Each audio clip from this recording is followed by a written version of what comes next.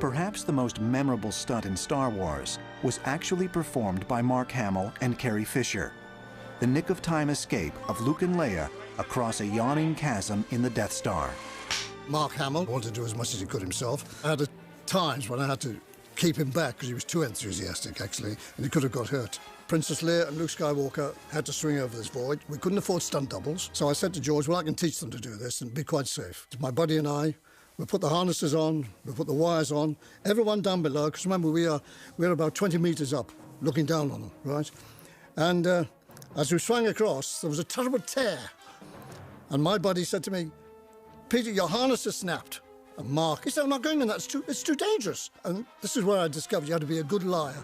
I said, no, there's nothing wrong with the harness. I split my trousers as I landed. He said, oh, I thought it was the harness. I said, Mark, I wouldn't let you go on this if it was dangerous. Action!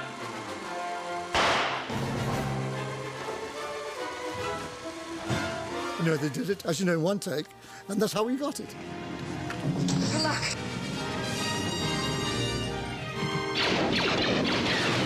That was really early on in the shoot, when I was still worried about my weight. And I thought that we were going to miss, and I'd hit the wall, and they will say, still too tubby. Let's bring in Jodie Foster.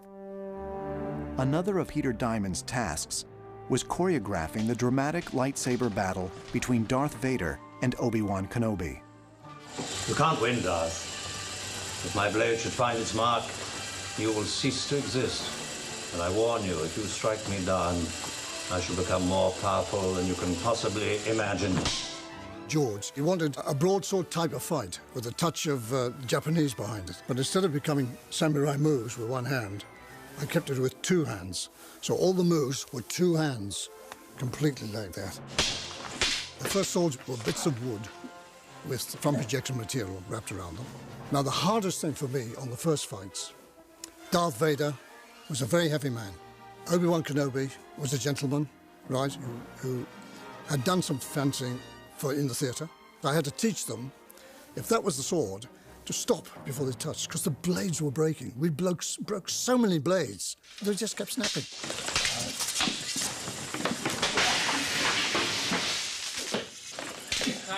Cut it.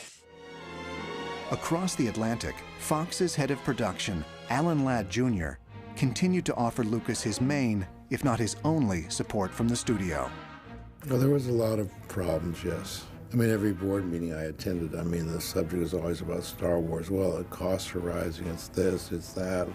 Look, we've read drafts of scripts that make no sense to us in any way, shape, or form, and it was rather unpleasant. The things that stick in my mind that made me laugh were like memos worried about whether or not the Wookiee should have pants. They're looking at this thing and saying, couldn't he have some lederhosen? And I thought, isn't this great, you know?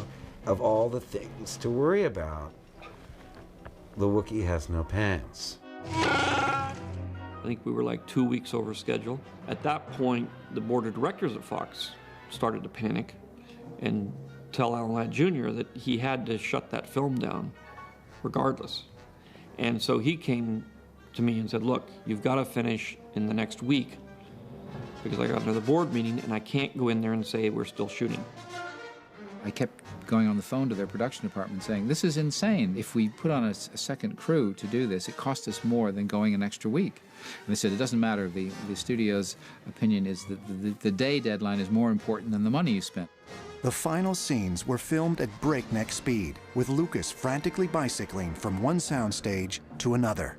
Well, I think George suffered a lot more than I was aware of at the time, but I was very focused on what I was doing because this was a very busy movie. It was just non-stop, dawn to dusk. We did go over at the end, and we split into 3 units right at the end, and Gary directed the 2nd unit, and I had the distinction of directing the 3rd unit of Star Wars. My shots were things like close-up of R2-D2's 3rd foot going down. Nothing too dramatic, but that's how we finished it.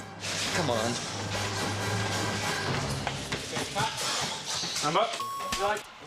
Hope that old man got the tractor team out of commission, or this is going to be a real short trip. Okay, hit it! Fox originally slated Star Wars for a Christmas release in 1976. Schmuck. 6-3, take off. But the difficult shoot had put the film severely behind schedule. Action. Can we just leave this party? Give us a growl. We are running some old friends. Is the ship all right? Seems okay, if we can get to it. I just hope the old man got the tractor beam out of commission. Look. Now's our chance. Go! With barely 6 months to go, there was almost no chance of delivering the project on time. I just finished shooting the movie and I was exhausted, basically, but I had to go right from the shooting into the finishing without a break. Already anxious about meeting his deadline, Lucas was shocked when he saw the first assembly of his edited film that spring. Sir, the Greuters are losing power. All right. I'll get it. The first cut of Star Wars was an unmitigated disaster. How's that? Yeah, that's much better. I started to see things cut together. I wasn't happy with it. I come in on weekends and I recut the film on my own. Okay. And I tried to get the editor to cut it my way, and he didn't really want to, and so I had to let the editor go. So I had no editor. I was behind schedule. I had to race to finish the movie. 177, take 2. Lucas realized his only hope was to start from scratch. And I am C-3PO, human-cyborg relations. And this is my counterpart, R2-D2. Oh, hello. To recut the movie, he hired Paul Hirsch and Richard Chew. And for several months, he was able to borrow his wife, Marcia, who was editing New York, New York with Martin Scorsese. Take 250, take 7. Action. You must do what you feel is right, of course.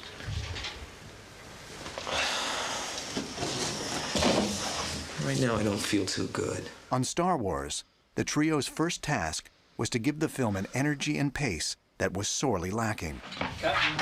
It was cut in a very traditional manner of just playing things out in masters and then going into the coverage, and let the actors' rhythms dictate the cuts rather than having the cuts kind of drive the rhythm of the scenes.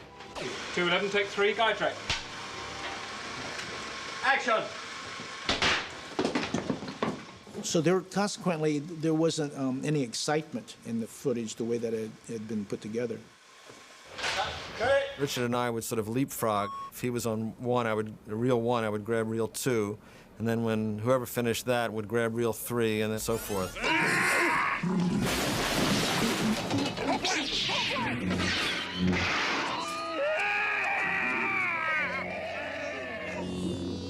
We used shots up until the very last frame. Can I take another one? Very often, the very next frame would be the flash of the camera stop. For instance, there's a shot of one of the sand people. He knocks Luke down, and then he holds his weapon up over his head, and he just did it once, and we rocked it back and forth, so he did it a number of times.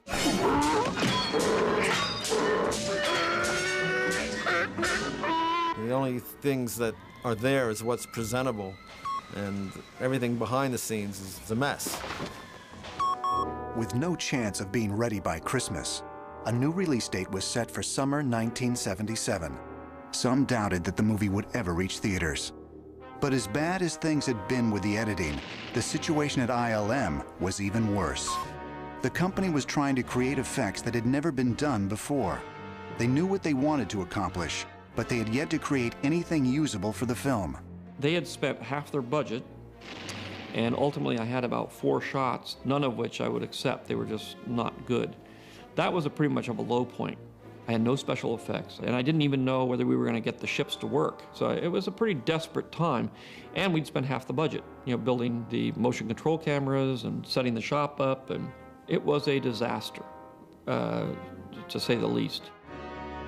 The factory has to be built before the first can of peas can be sent to the supermarket. And I think it was a year or more without any film coming out, without one shot being finished, because they were building optical printers, they were building cameras, we were building models.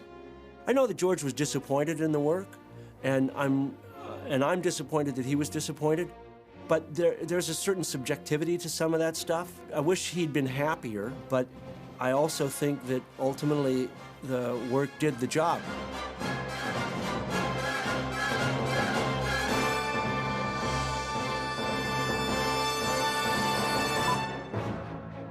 When word of the various post-production problems reached the Fox board of directors, they decided they'd had enough of George Lucas and that science movie. I just said in the one executive committee meeting where they're hauling me over the coals, they just said it's the greatest picture ever made. And that ended the conversation.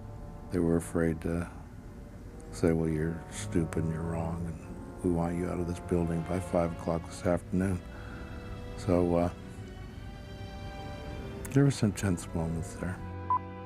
With the dismal early cut of the film, ILM in chaos, and growing pressure from the studio, Lucas was facing almost unbearable battles on a daily basis. After an especially tense trip to ILM, Lucas felt sharp chest pains. Fearing a heart attack, the director checked into a Marin County hospital. He was diagnosed with hypertension and exhaustion and was warned to reduce his stress level. At that point, I really felt that I'd gotten myself into a real mess and I didn't know whether I was going to get it out. Lucas doubled his efforts to save Star Wars. The situation at ILM required drastic measures. To get the film's crucial special effects back on track, Lucas had no choice but to step in personally. We put a production department in the special effects company. I went down there twice a week. There was a certain amount of resentment at first because they felt that they were being challenged a bit on how they had set it up. We felt that there was a certain quasi-hippie mentality that some of them had about the schedule. Ultimately, I guess we were known as a country club. I think I'd look to those guys that there needed to be a really strong production force in there that was going to meet some sort of quota. With hundreds of shots left to be completed, ILM would have to do a year's worth of work in just 6 months. But Lucas and Kurtz were determined to turn the situation around.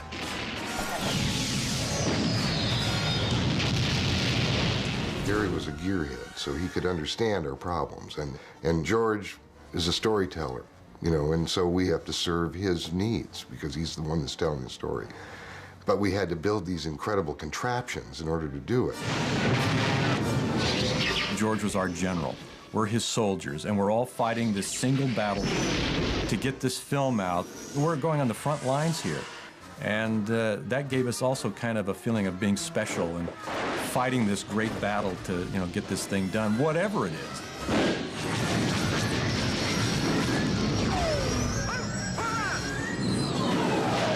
To help inspire the effects team at ILM, Lucas had spliced together aerial dogfights from old war movies. That would be like the first animatic, which you do all in the computer now, of course, and we matched frame to frame and the action on that as close as we could. And it was hugely helpful. I got him! Brave kid! Don't get cocky!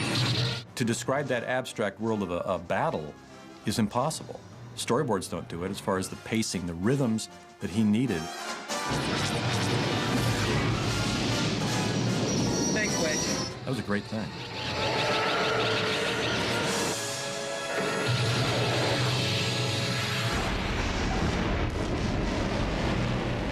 As fall turned to winter, Star Wars finally started to take shape. That's it! We did it! We did it!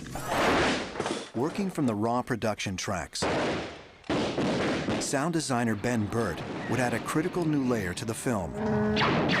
Burtt had spent a year building a catalog of sounds for things that didn't exist in our galaxy. George introduced the idea of what he called an organic soundtrack. George thought that Chewbacca might be made up from recordings of dogs or maybe even bears. In addition, I recorded some lions and tigers and even some walruses. I would begin editing them together and making little phrases out of the noises. I would take the recordings and edit the best pieces. You know, the bear might make a sound that sounded angry. Or they might make a sound that was cute. Or a sound that sounded like a sentence, so wah, wah, wah kind of a sound. Well, you said it, Chewie. The voice of R2 turned out to be the most difficult problem to solve in the sound design of the first movie. because R2 had to act alongside of the other actors. And the script only said that R2 made a sound or maybe R2 beeped. I had a small electronic synthesizer and I did some patches with it and made up some electronic sounds. But that didn't sound alive. At one point, we talked about R2's personality, and we felt he was developing kind of as a toddler. So I did a lot of baby recordings. And eventually, we found that in the discussion of R2's voice, we were making the sounds ourselves. A few experiments led to the combination of using my voice doing baby talk, beeps and boops, with the electronic synthesizer. So R2 is sort of 50% machine and 50% organic, coming out of, the performance of a person. The breathing for Vader was recorded by putting a little tiny microphone down inside a regulator on a scuba tank. And I breathed through the mask itself, and it breathed in and out of that came the various, paces of Vader breathing. And that sound worked out pretty successfully. Finding the right voice for Darth Vader was another challenge. And action! Lucas had never intended to use the on-set vocal performance of David Prowse. Start tearing this ship apart piece by piece until you find those tapes. Find the passengers of this vessel. I want them alive. I can still hear David Prowse's accent in the Darth Vader mask muffled because he would do the real dialogue. He's trying to curse Carrie Fisher or something. I don't know what you're talking about. I'm a member of the Imperial Senate on a diplomatic... You are part of the Rebel Alliance and a traitor. Take her away. It was hilarious and terrifying at the same time because we didn't know what Darth sounded like. That was the first time we heard him. We're like, is that it? Is it going to be some Scottish guy, or what is this? Prowse's voice would later be replaced with a more menacing performance, provided by classically trained stage and film actor James Earl Jones. George had hired David Prowse, but he said he wanted a so-called darker voice, and not in terms of ethnic, but in terms of timbre. And the rumor is that he thought of Orson Welles, and then probably thought that Orson might be too recognizable. So what he ends up is picking a voice that was born in Mississippi, raised in Michigan, and was a stutterer. And that happened to be my voice. I want to know what happened to the plans they sent you. I don't know what you're talking about. I'm a member of the Imperial Senate on a diplomatic mission to Alderaan. You are part of the Rebel Alliance and a traitor. Take her away. C-3PO's voice struck us all as, well, we gotta do something about that. 24, take 3. We seem to be made to suffer. It's our loss in life. It was mentioned a number of times that C-3PO might sound like a used car salesman, not the English butler type. Oh, I'm sorry, sir. I must have fallen over. I just came up with this voice of an over-the-top British butler. British because that would be my natural mode of thinking. A butler because that was his role in life. Nervous because that was his feeling in life. And it came as C-3PO human-cyborg relations. And this is my counterpart, R2-D2. Hello. A few people were brought in to record, and an attempt was made to see how 3PO would be with different kinds of voices. I believe 30 actors coming in, some really quite impressive names. Stan Freberg and a few others were auditioned. Apparently one of them was a major cartoon actor, a man of literally 1,000 voices, who eventually said, something, George, Tono's voice is pretty good for the character. Why didn't you just use his voice? And eventually the discussion just quieted down, and it was an excellent performance. It synchronized with his body motions. It was a total character which he created. His track was left in the movie. Hey, we don't serve their kind here. What? Your droids. They'll have to wait outside. We don't want them here. Why don't you wait out by the speeder? We don't want any trouble. I heartily agree with you, sir. 428, take 7. Action. Here we go, cutting the sublight engines. At long last, the editing, sound, and visual effects were taking shape. But a private screening of the film for Lucas's closest friends didn't do much to bolster his confidence. It was an early stage, you know, sort of a second or third cut. I had a couple of my friends come up to see it. Brian De Palma was in town, Steven came, some other friends came to see it. The human characters were there and the sets were there, but of course all the spectacular, the Death Star fight and the battle inside the trench and all that was just not even there to be seen.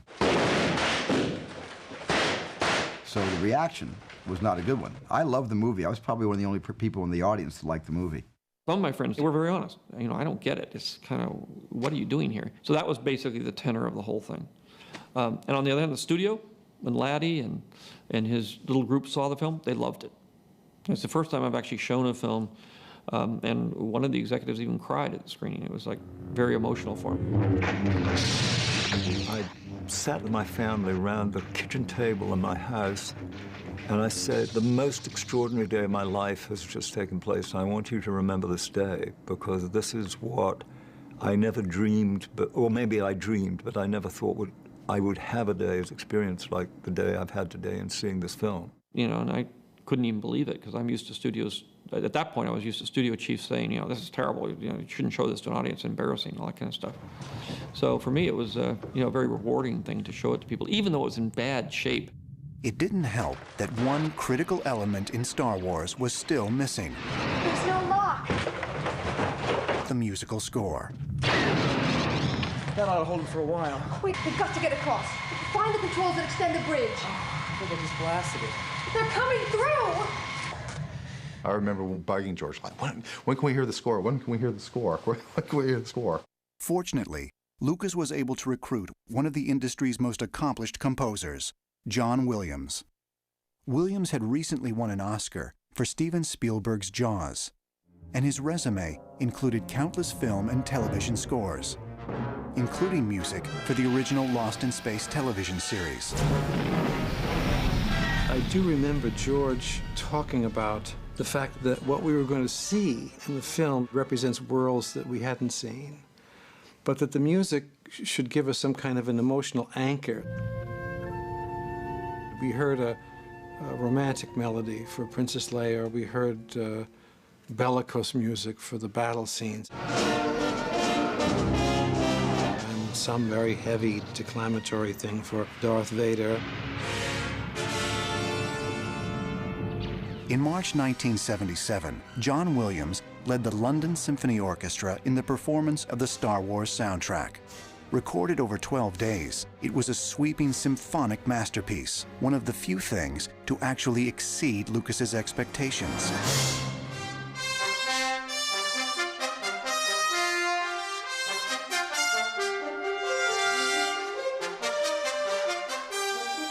To hear Johnny play the music for the first time is a thrill beyond anything I can describe. It was my first opportunity to work with the London Symphony Orchestra, which was a thrill to me. It's Red 5, I'm going in. Like Star Wars itself, the music in the film defied conventional wisdom. At a time when disco was burning up the charts, having a traditional symphonic soundtrack was another huge risk on Lucas's part. He really understood the genre that I was talking about. It's a group of composers that weren't that well looked upon in the 70s. There was a different attitude toward the old-fashioned symphonic scores. And I had a lot of music in the movie.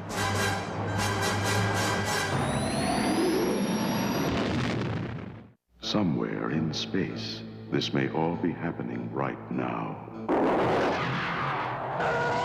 Here they come. Fox said they wanted a trailer out for the Christmas films before the summer release. Coming in too fast!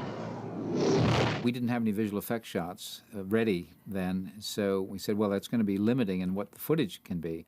It's a big, sprawling space saga of rebellion and romance. What was really cool about the trailer was we were still working on the movie. It's an epic of heroes and villains and aliens from 1,000 worlds. It was more about the spirit of it. It introduced a lot of different characters, the robots. One thing they did have was a couple of the very early lightsabers. Star Wars, 1 billion years in the making, and it's coming to your galaxy this summer.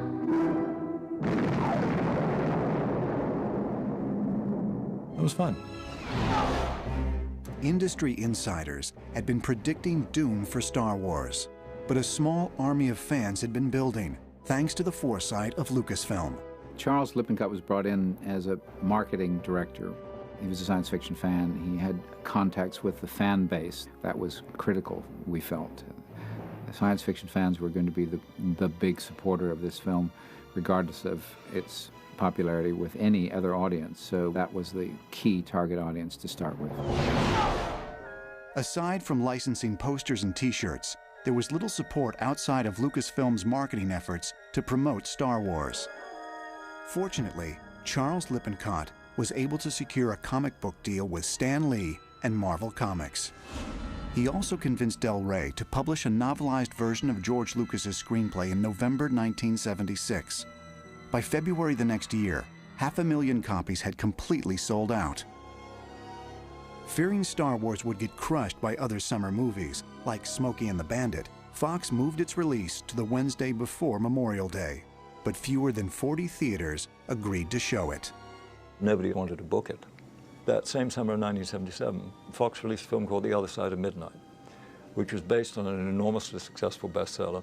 It wasn't a very good film, but it was a very, very much expected book. And in order to exhibit The Other Side of Midnight, you had to exhibit Star Wars.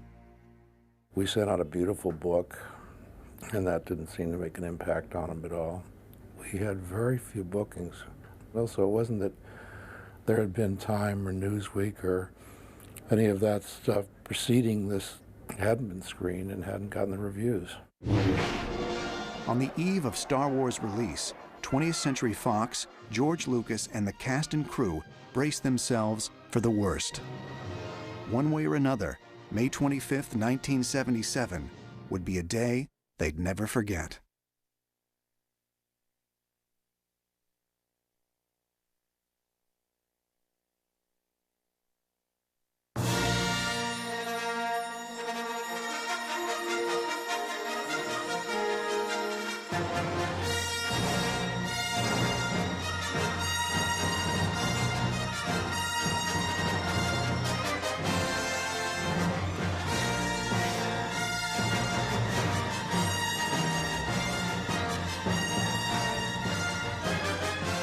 Opening shot was one of the most important shots in the movie for the visual effects, because if the audience bought that shot, you had them.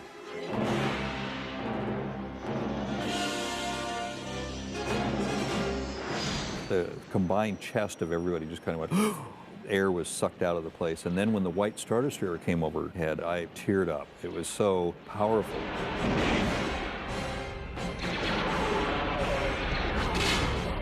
I had seen that scene, but without music, without context, it's not the same thing.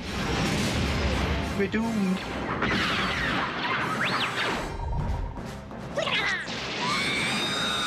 Help me, Obi-Wan Kenobi. There was this sort of weird electric kind of reaction. One had never seen anything like it. I'm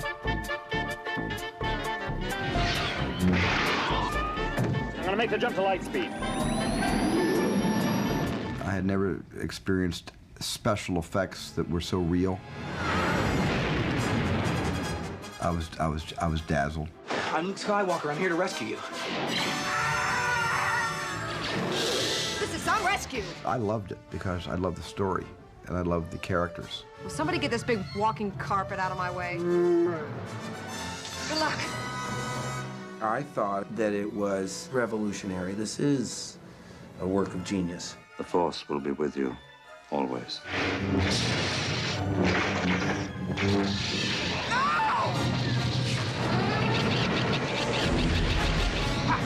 We were in shock. I felt like we were blasted in the back of our seats. And I said, man, that was, who worked on this? I'm going in. Use the Force, Luke. I have you now. What?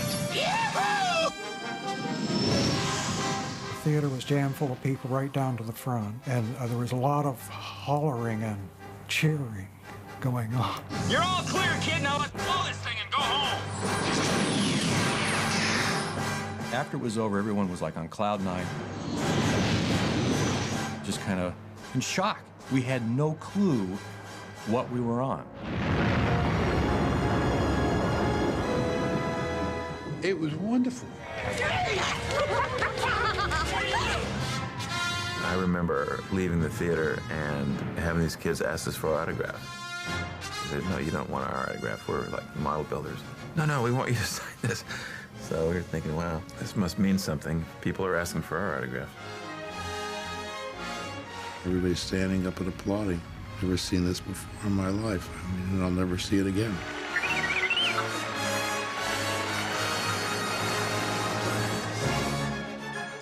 We released, I think, in 37 theaters initially and broke 36 house records. I was completely shocked. You got an amazing response. I used to drive by and look at the lines and think, what? I mean, it was the first sort of blockbuster. George Lucas' Star Wars lifted us out of our sort of depression of the 70s and into an awareness and a focus on space and its possible future. This movie stood by itself. Timing is everything in art.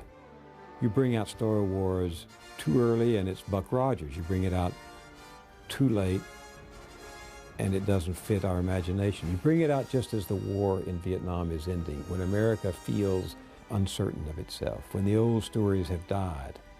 And you bring it out at that time and suddenly it's a new game. Also, it's a lot of fun. It's a lot of fun to watch Star Wars. People started seeing the world in the terms that Star Wars had laid down. People would say, may the Force be with you. It was a kind of code almost. It proved that you were one of the people who had seen the film and you were connecting with other people who had seen the film. Star Wars became like a kind of handshake.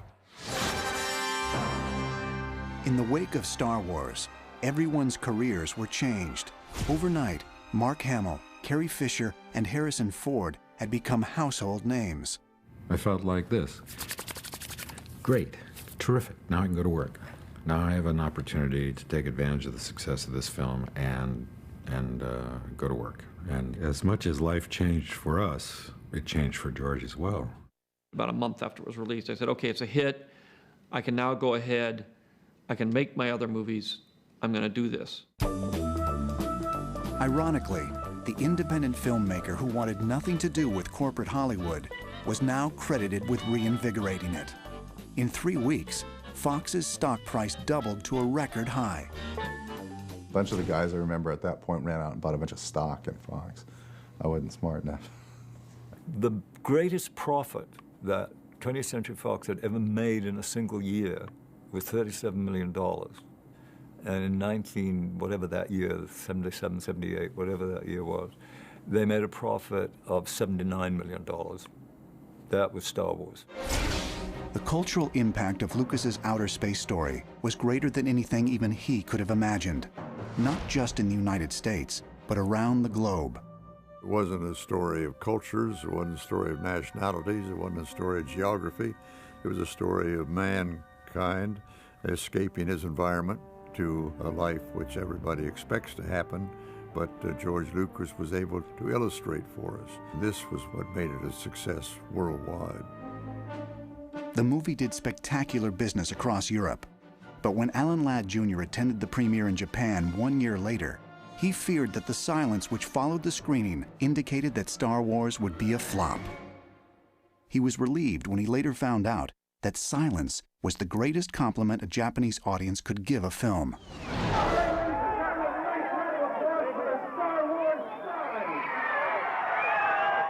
We had the footprint ceremony in the Chinese theater. R2-D2, hurry up. Everybody over, please. Thousands of people showed up.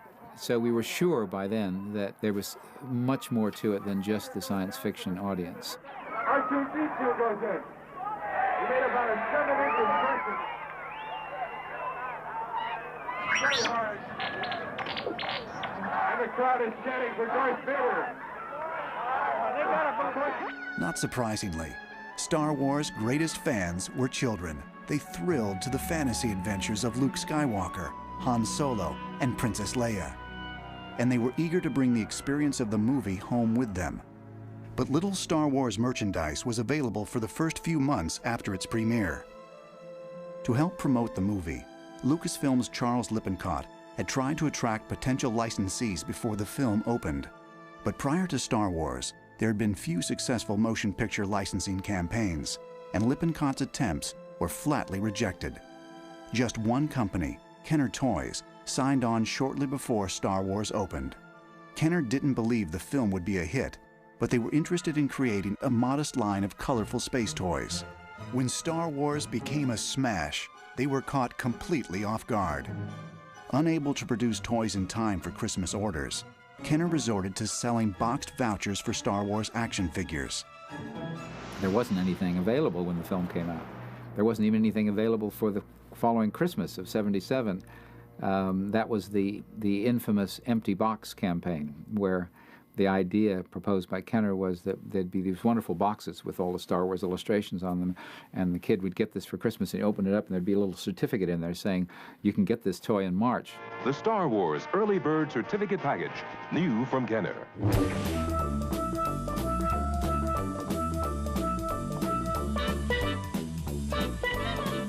I lit up when I found out that they were going to make my face a mask on a box of cereal with little dots where to cut my eyes out.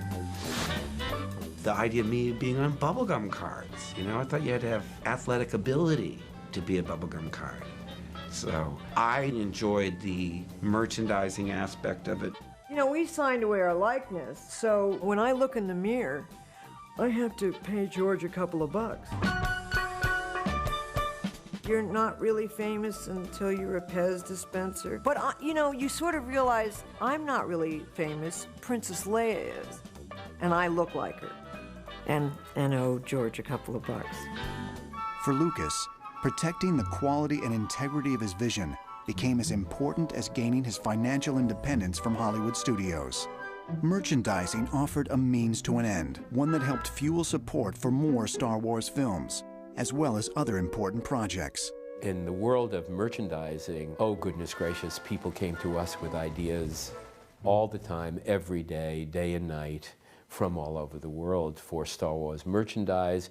We were the ones in those days to say, no, sorry, that doesn't fit into our plan. At the 1978 Academy Awards, Star Wars earned an impressive 10 Oscar nominations and took home 7, including statues for Best Visual Effects, Sound, Editing, and Production Design. It was terrific. I don't know. It was great. It was like a dream come true. It's the American dream. I wound up winning the Academy Award for Star Wars before I'd even started thinking about winning Academy Awards. My goal was to get another job. While it didn't win for Best Picture, its nomination was quite an achievement for George Lucas and his kids' movie.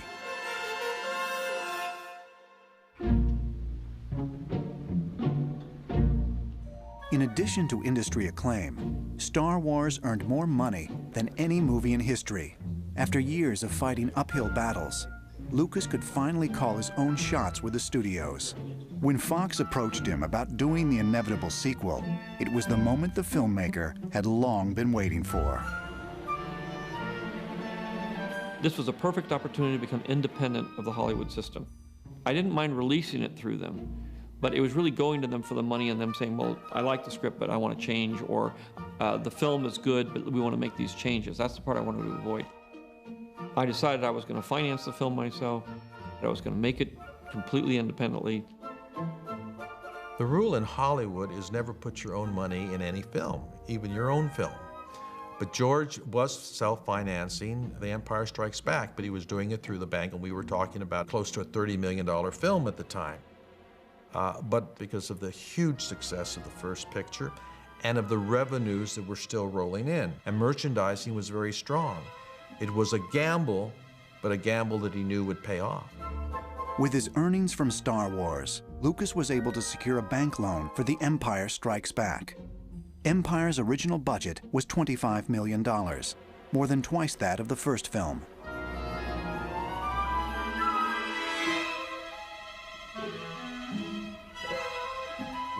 meet at Medway, which was George's San Francisco office, and look at the illustrations while George was writing the script. And Gary Kurtz would fly in occasionally from London, and Ralph McQuarrie would send down drawings, conceptual designs, as well as Joe Johnson. The Empire Strikes Back would reunite much of the Star Wars cast. It would also move the story in new directions, digging more deeply into the emotions of the characters. George had been given enormous license by the success of Star Wars. And so when he started talking to me about the Empire script that didn't exist, he knew what had happened in the story, and it was very dark stuff. I was delighted that it was not going to be a rehash of Star Wars. But in fact, after having set the whole thing up and gotten a rousing start, you launch into the second act in which everything goes to hell. And that's usually the best act in a play. Empire would also open the door to a romance between Han Solo and Princess Leia. But this time, George Lucas wasn't getting in the director's chair. It was just too hard to set up a company, get the money, get the film made, and also be down there on the set every day trying to direct it. So I decided I'd hire a director. I was asked by George to come to lunch at Universal, and he said, how would you like to do the second Star Wars? We had no title for it at that point. And I said, gee, George, I don't think so. It's a phenomenal hit as a picture. A second one can only be a second one. It can't be as good because the first one is the breakthrough. And I told my agent about the meeting, and he said, are you crazy? Do it! There were approximately 64 sets on this picture, which is much bigger than Star Wars. George says the film has to be much better and much bigger and much more complex than Star Wars, because if the second one doesn't work, it's the end of Star Wars. If it does work, then I can continue making more of them. I said, it doesn't put me in a very comfortable position. It's a hell of a responsibility.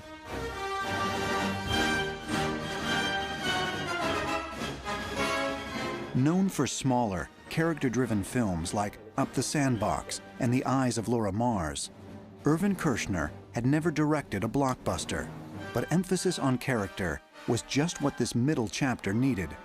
The story line was much more difficult. I felt I needed humor in the picture, and yet I couldn't have gags. I felt I needed a love story, and yet I couldn't have a lot of smooching and kissing and all that stuff, and it had to all be more implied. I knew I needed something powerful going on inside Luke's soul. And he really carries the picture, of course. So I didn't know quite how I was going to do this.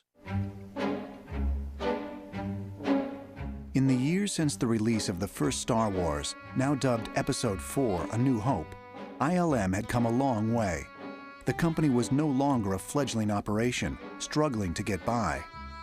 At the end of Star Wars, George invited the core group to Northern California to start this whole new facility. There were 10 of us, and I was the only one that immediately came up. And I said, you know, what are you kidding? Stay here in Van Nuys, in this crummy part of town, in this dumpy building, you know, that was inadequate from the very beginning, or move to Marin County and have a new building and have a new film to work on in this great environment.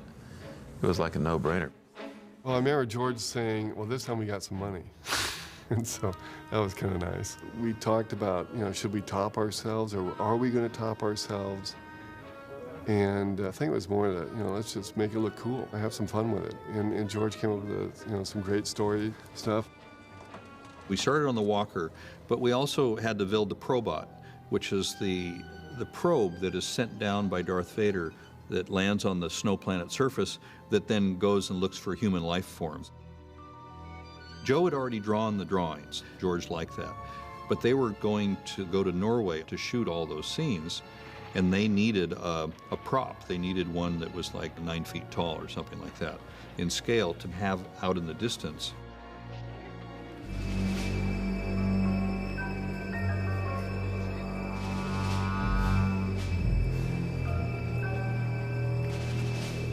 The making of Empire was a whole set of problems that we didn't anticipate.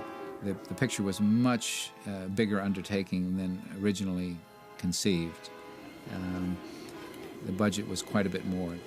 Everybody who's dealt with visual effects said, never do snow because you can't maintain the color. We ignored all of those warnings and decided to shoot in the snow anyway, but it was a very time-consuming process. And again, just like in Tunisia, we were in Norway shooting on this glacier, and we had the worst winter in Scandinavia that they had had in 50 years. 20 below zero, 18 feet of snow. It was a miserable location because we will cross this frozen thing up on this glacier with these tracked vehicles to get there. We had sort of like stakes, like big twigs almost in the ground, about every 6 feet. Because if it started snowing, you get a whiteout. You can't tell where you're going, and it did one night. I drove one of the tracked vehicles, and without these, I never would have found my way back. We get to Norway, and I couldn't get out of the hotel to shoot because there was a wall of snow that was blown in that night. So we put the camera in the doorway of the hotel, going out the back door. The crew was all inside, toasty warm, and Mark had to go out into the snow and go running away from the ice creature. And we never left the doorway. And he froze to death, and we were fine. We finally shot all the scenes, knowing where the special effects, where this thing would come down, the foot would come down, and all this stuff. It was really tricky stuff, you know, animating these things on these snowy sets. So initially, I think that the intent was to try and set up scenes that would be blue screen comped into background plates that were shot on location. But this kid showed up at Island who was this like amazing painter, and so most of the work of the snow walkers and the tauntauns were done against these painted backdrops that Mike made. I like the snow walkers. I think that's just a great idea, and I think that the compositing got a lot better, but it was better than it was in Star Wars, and so it's a little bit more believable. The cast and crew of The Empire Strikes Back were determined to make the second installment of Star Wars worth 3 years of waiting by fans. Echo Station Fox 7, we're on our way.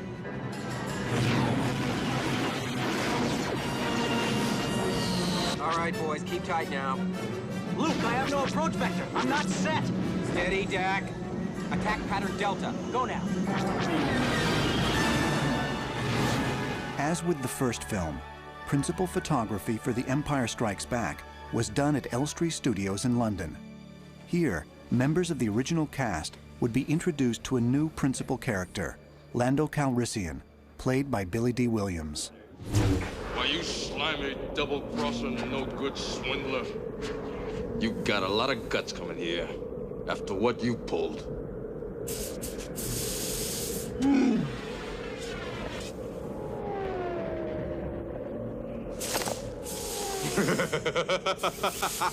How you doing, you old pirate? So good to see you. I never thought I'd get to see you again. Well, he seems very friendly. Yes, very friendly.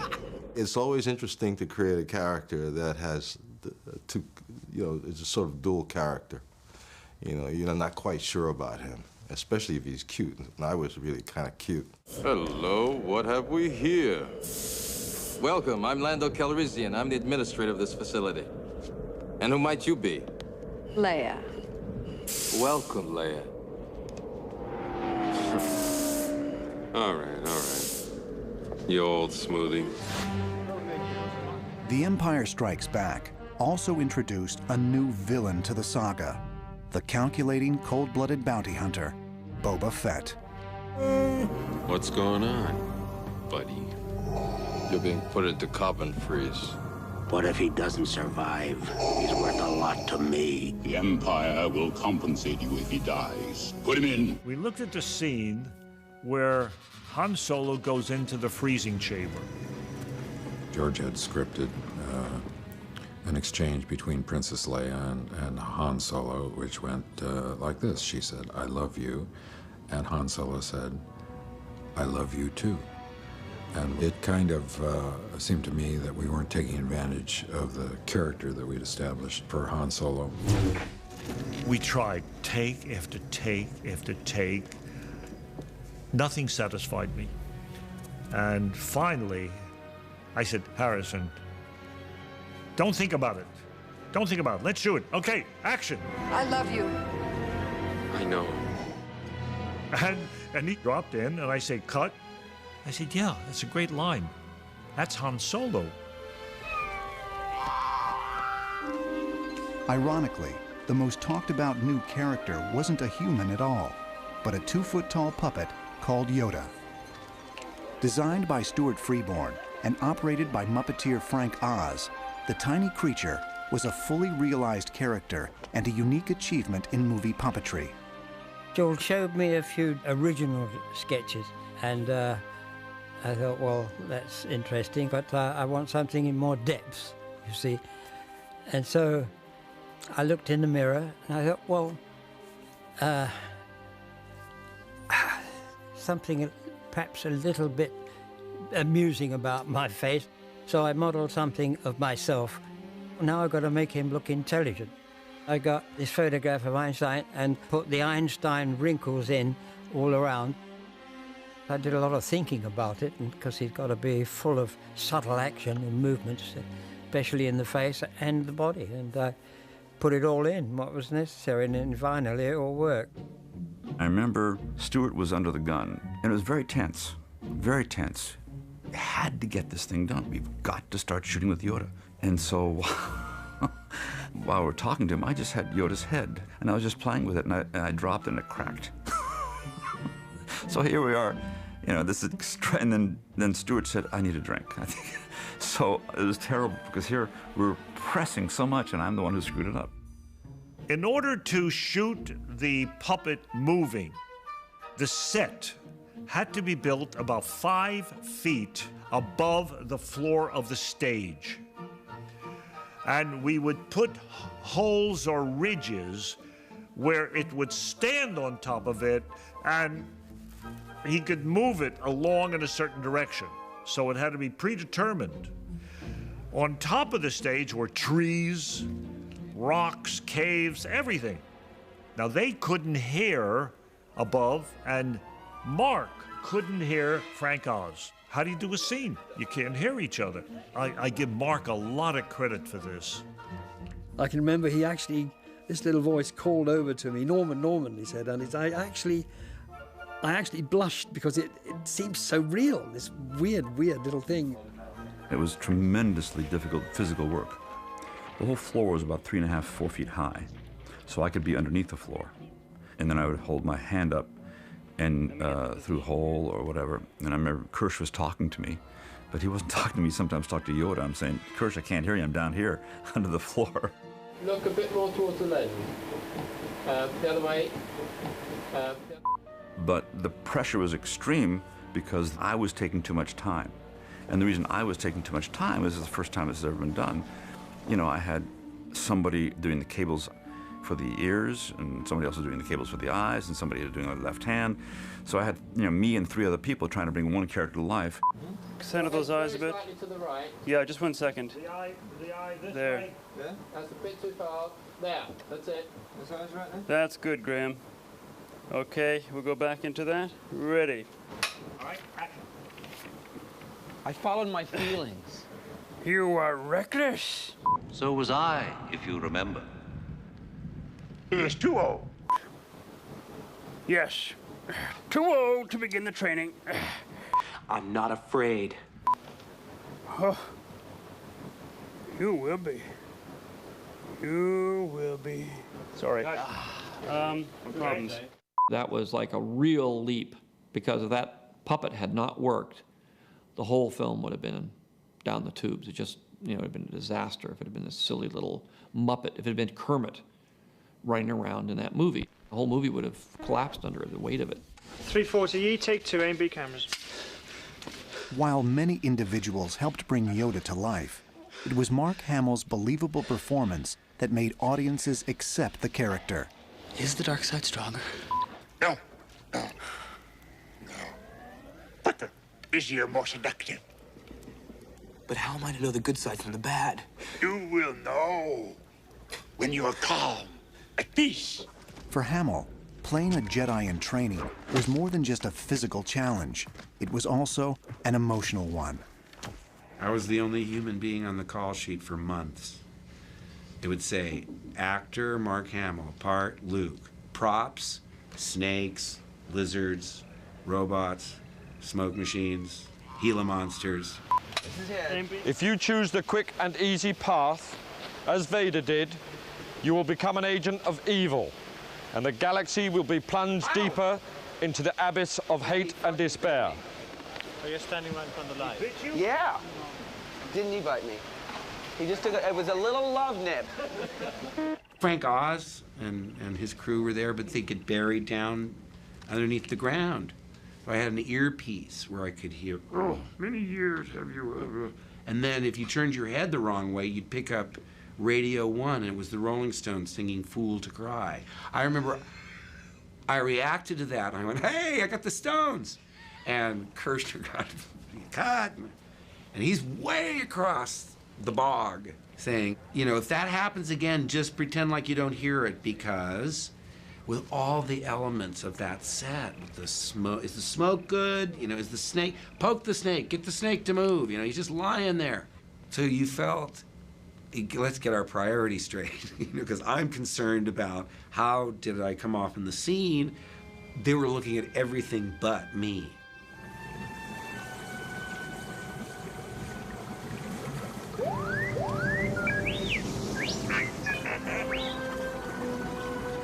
I have to say, was you wouldn't want to fall in that pool. By the time you finish shooting, it's full of all sorts of wildlife and bugs.